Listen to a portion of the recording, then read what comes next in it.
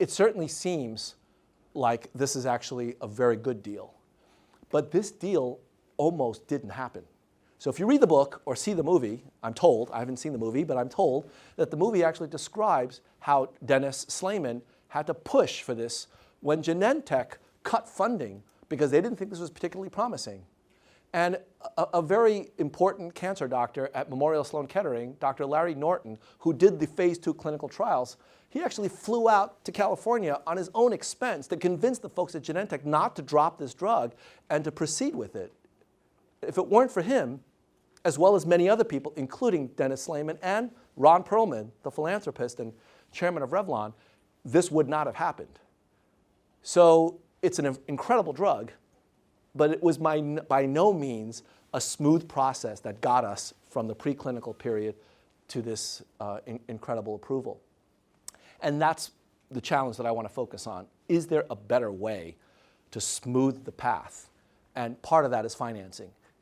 Even with Roche's backing, even with the war chest that Genentech had, even then, they still decided more than once to pull the plug on Herceptin because it was just too risky. And not surprisingly, when I showed you the up and down of their equity growth curve, you can see why. There are periods where Wall Street is laser focused on their earnings. And when they're too volatile, their share price goes down. And what do corporate financial executives do when that happens? They cut costs. And so that's the challenge of this valley of death. We have to think about better ways of developing it because this had a happy ending, but I don't know how many other drugs out there that may be as effective, if not more than this, that aren't getting that kind of funding. Nature Reviews Drug Discovery published a paper in 2013 that I have to tell you, as a financial economist reading this, I was really amused because these are scientists that are arguing, gee, you know, it's like throwing darts. Yeah, and that's what the stock market is in many cases. It's like throwing darts. Of course, there are people that are good dart throwers, and there are people that have no skill throwing darts. But in all cases, it is not a sure thing. And so this article basically points out that peak sales estimates that manufacturers routinely come up with have virtually no bearing on the realized peak sale products. This is not surprising because peak sales is what, 5 or 10-year forecast from launch?